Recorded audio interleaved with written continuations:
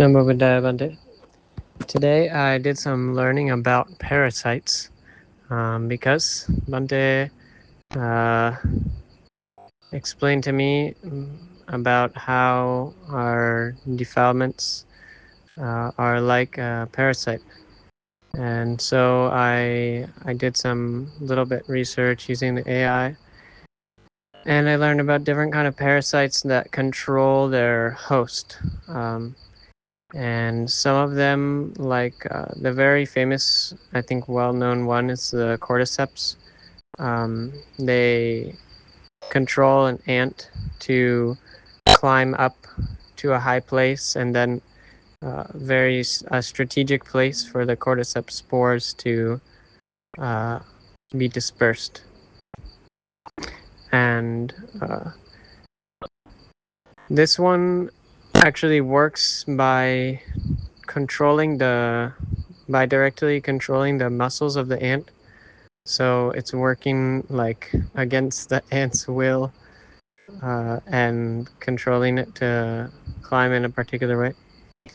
But then there are other kinds of parasites that affect the brain, that control the brain. And the most interesting one for me is reading about this parasite that especially tends to infect mice.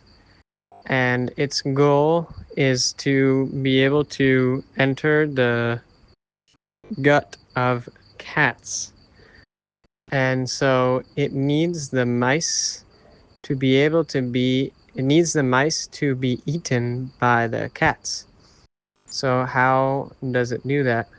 Well, I don't know the particular science, but basically it enters the brain of the mice after it infects the mice, and it goes to a particular part of the brain that has to do with fear, and it does two things. It removes the fear in the mice of cats. So it removes the instinctual tendency to hide and go away from the cats. And then the other thing that it does is it actually induces the desire, the interest in the smell of cat pee. So the mouse behavior, most of the mouse is still somewhat conscious. It's not being directly hijacked like in the case of the cordyceps, but its behavior will change because now it's no longer afraid of cats, and not only that, but it wants to spend time in the place where cats are by going to the cat pee smell. So the mouse now believes it's in its interest to spend time around cats, but of course then when the mouse follows this desire, it gets eaten, and the parasite has succeeded. So this one is a particularly good comparison, I think, when we talk about defilements. And I was contemplating why Bhante introduced this idea, and then what can I learn. So I was thinking, like,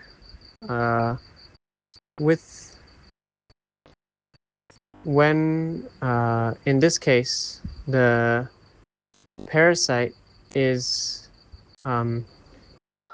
inducing the host to believe that it's to have the desire that it's going against its own best interest. And this is very similar to the way that the defilements work. The defilements disguise themselves internally as part of us.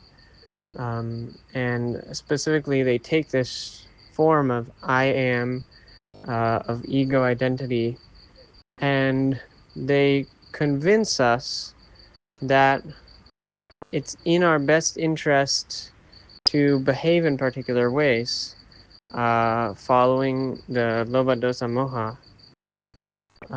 But of course, the more that we follow,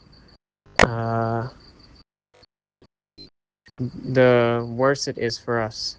And so they cause us to work against our own best interest in a similar way to the parasite which causes the mouse to work against its own best interests and go into the danger of the cat territory. The defilements cause us to work against our own best interest and following lobha dosa moha, which will inevitably plant the bad karma that causes bad result in the future. And the tricky thing about this parasite, in the case of the mouse, is the mouse doesn't know that it has a parasite, and it thinks that it's working according to its own will. In a similar way,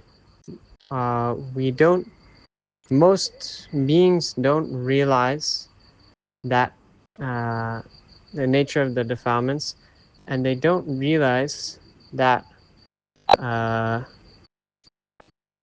they have the illusion that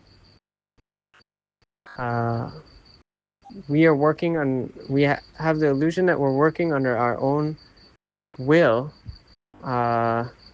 We have this illusion of self, and the sense that we're acting according to our own decision, our own will, which is totally an illusion.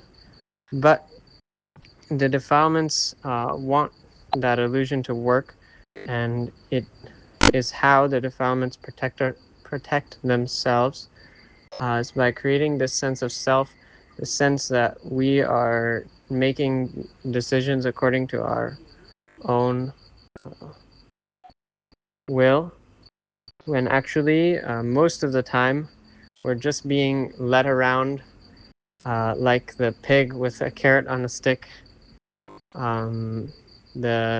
just following the poison on a leash, following the defilements on a leash, kilesa. So I think this was actually quite a good comparison. And of course, unfortunately for us, this is a much more subtle, much more difficult to understand, and much more dangerous parasite. Yeah, the mouse can die once because of being infected by this parasite, but because of the parasite of the kilesa, we are led in the rounds of samsara for an unthinkable amount of time. So I guess the first step, or one thing that we need to do now, is recognize that we have this parasite, that we have these defilements, and that they're disguising themselves as us. But actually it's not us. There's no I am. There's no me. And as we start to develop the understanding of anicca, this is how we can deconstruct the delusion and start to work better in our own interest. And recently I'm needing to apply this directly for myself, because going through some detox and having a lot of discursive thoughts and ideas that are when I use my sanity, when I use my logical reasoning, when I use my wisdom, I can see this is not in my best interest. But because of the nature of the defilements, I still get trapped. I still get convinced. I want to follow this. I want to follow that. And thinking that it's my own desire and feeling the ownership of the desire to behave in this particular way. So I just give an example so it's less abstract. Like, for example, when now I'm staying with Bhante, and usually we just eat the food that we get from offering, and actually it's quite abundant and quite healthy, nutritious, and even like quite tasty, mostly very good. But still some desire in me arises for to be able to have like more choice over what I eat, and to be able to eat particular things that I find like desirable. And like when I go to the 7-Eleven here in Bangkok, then seeing the if I'm not controlling my senses well enough, seeing the food labels, various things, ice cream, and they have all of these like ready-made meals and that kind of thing, and just a little bit of greed, entertaining this, entertaining that, to the extent where there's some desire which arise to go away from learning with Bhante, just simply so that I can indulge these desires. So like the mental process is, as long as I stay with Bhante, then usually we eat quite simply, and I don't really have that much control over my food. It's according to like how we manage according to Bhante. And if I stay in my own, then I can control what I eat. I can buy some things, and so on. And yeah, so if I use my wisdom, I know this is coming from lobha.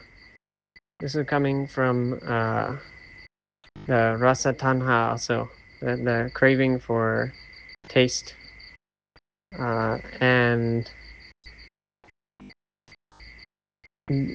but still, when I go through when I experience this desire, it feels like something that's mine, and there's some stubborn part of me that's like, even though I know this is coming from the defilements, I don't care. Like, I just want to eat what I want to eat, and it's really like this very it's very rooted in I am. Like, this is my desire that I want to fulfill. I don't want other to control. I want to act in this way. It's a lot of I am. And so I'm trying to apply this parasite comparison, to understand that even though it seems like my desire, it seems like something that I want to follow, actually there's no ownership, and there's no I am. This is coming from lobha, dosa, moha, especially lobha in this case, but the point is that it's coming from the defilements, which are disguising themselves as me, and saying, I want this, I want this, I want this. And then my experience, if I don't use my wisdom enough, is to fall into that illusion and think, oh, I want this, I want this, I want this. But actually, it's just lobha dosa moha. And this is the engine that continues the samsara. This is just one example from my own experience, but it goes much deeper. So yeah, that's my learning, and I think I need to see the danger and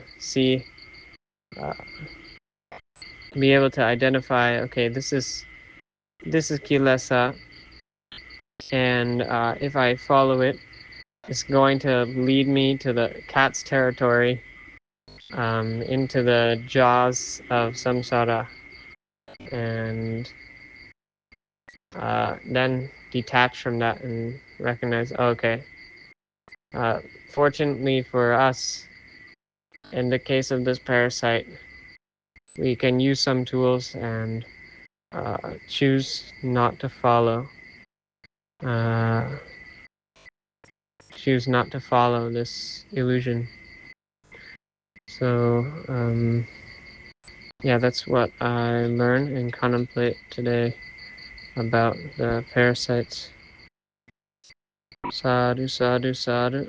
Namo Buddhaya.